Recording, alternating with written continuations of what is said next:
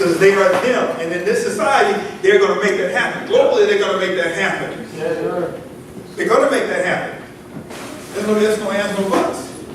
We are involved in a conversation that is doing nothing but making it appear that we were part of the final decision. The decision was already made in the caves.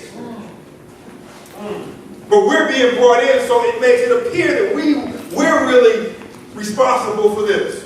Or we assisted, or we came to this conclusion together.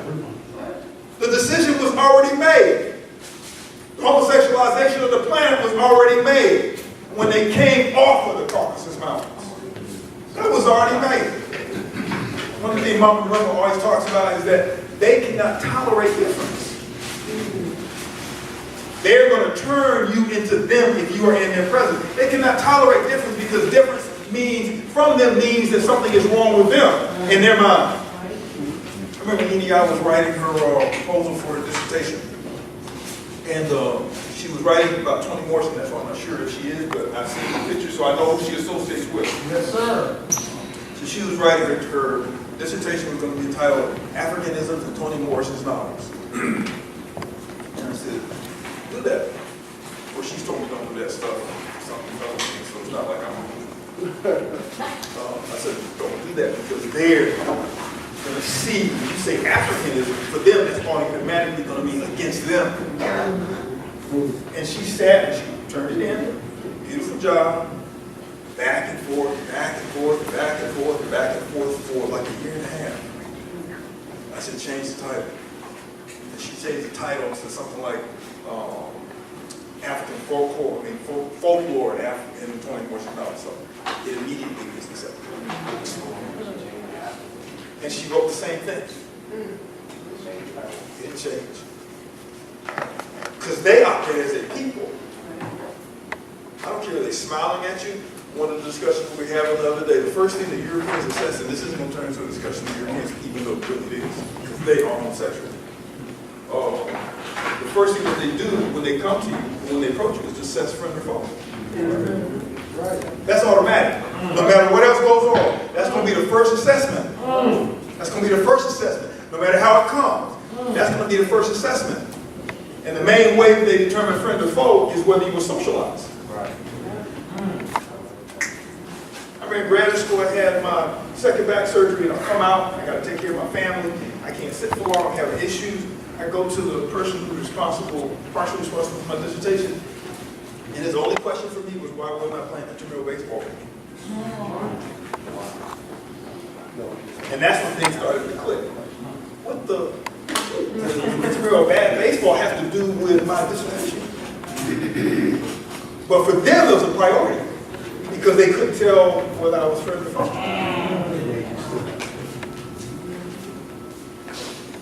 Classic society, sex education class. And I like to use this analogy. It helps. I think these things help people to understand where we're at.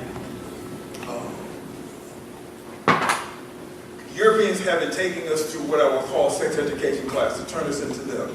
Right now, if you want to say sex education class goes from pre-K through 4 years of graduate school.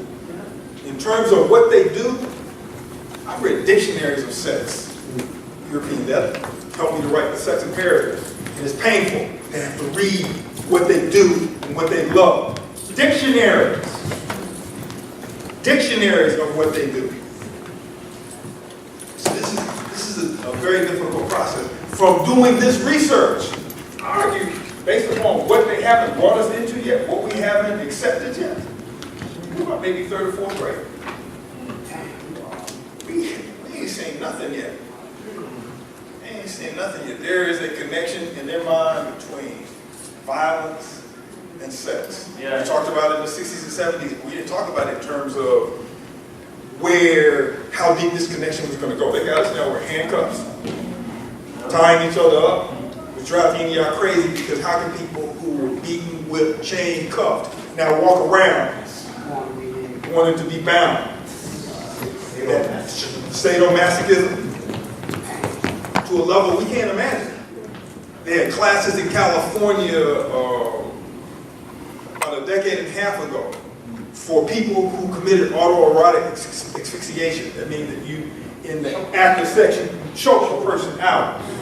Because too many of them were dying, getting killed because of that. So they were teaching classes in California as part of the school system on how to do it without killing your partner. And we'll get into debates about whether that was good or not.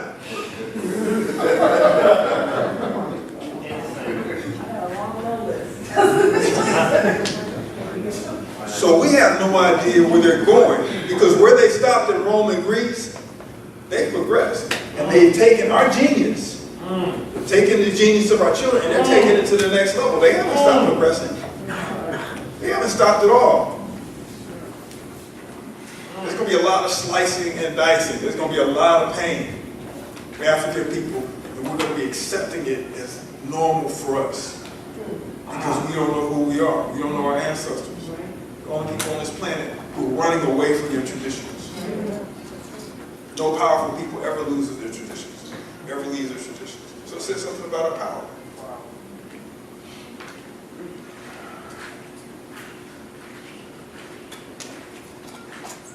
Defining down. Well, I'm going to do that one last. Go next to last. Internal foreign aid. We got to stop thinking that foreign aid is only outside of this country. Trinidad and Tobago they're still catching it because their accepting of homosexuality was dictated by money from the West. When you become a tourist nation for them, then they're going to dictate your policy. I was in Jamaica. And having this discussion, and the guy said, well, you know, we don't have any homosexuals. I said, you're going too soon. Yeah. Because they're your tourists. And they dictate. Anybody says anything is tourism, they get killed. So you know they're going to bring, and have already brought, what they are. What do you think when they came to the continent, they left that home? When they brought us in and said, yeah, a population of people who were enslaved, who had no power, who had no rights, and you left them alone because you felt what? Something for them? You think they left that there? You think that our men weren't raped just like the women were raped? That would be illogical.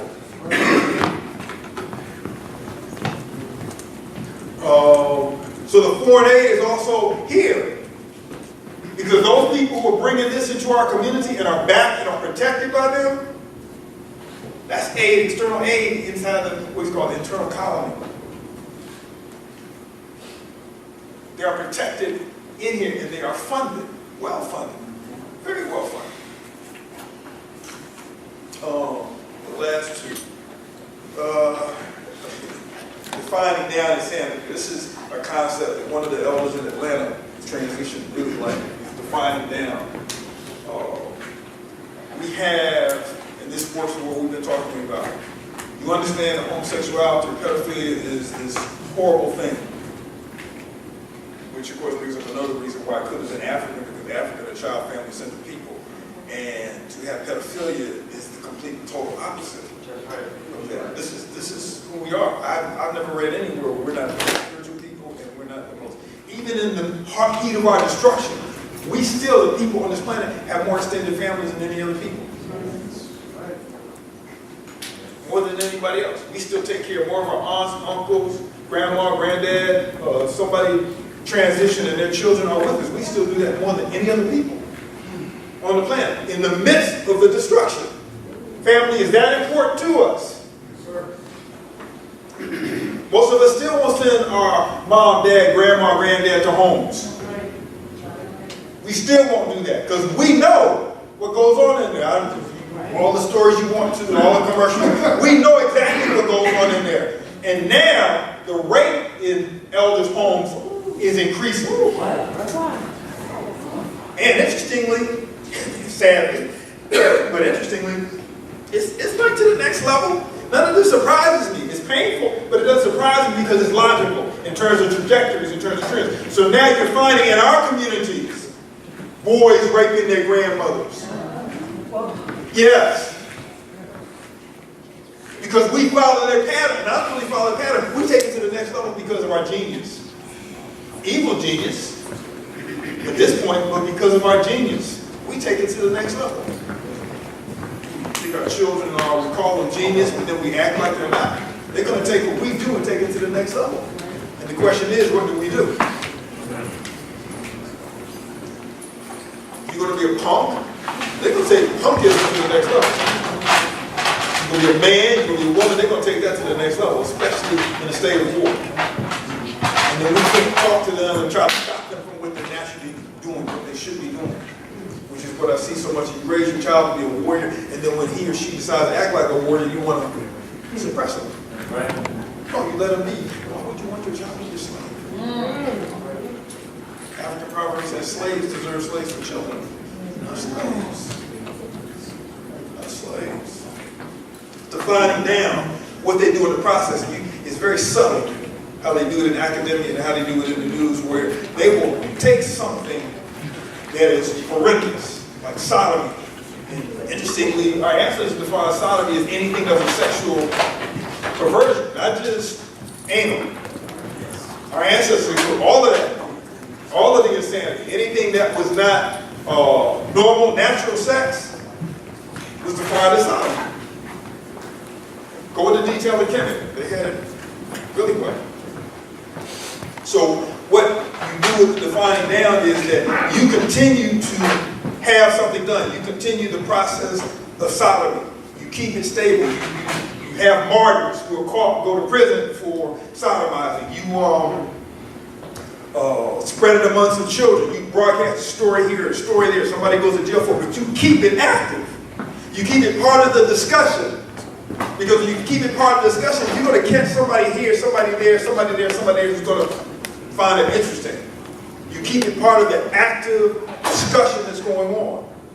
And as it spreads, then the idea that it's so horrible starts to go away because, oh, Uncle such and such did it, or Minister such and such did it. You know, it's kind of, I mean, he's a man with a cloth, and if he's doing it, then, you know, it can't be really super immoral.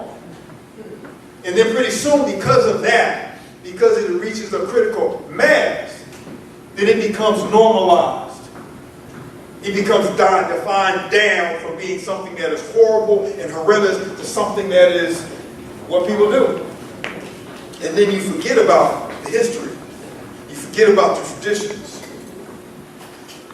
One of the worst things that we have, I think, as thinkers, one of the worst things that we have adopted in terms of our relationships with the sanity of the Europeans is a loss of memory.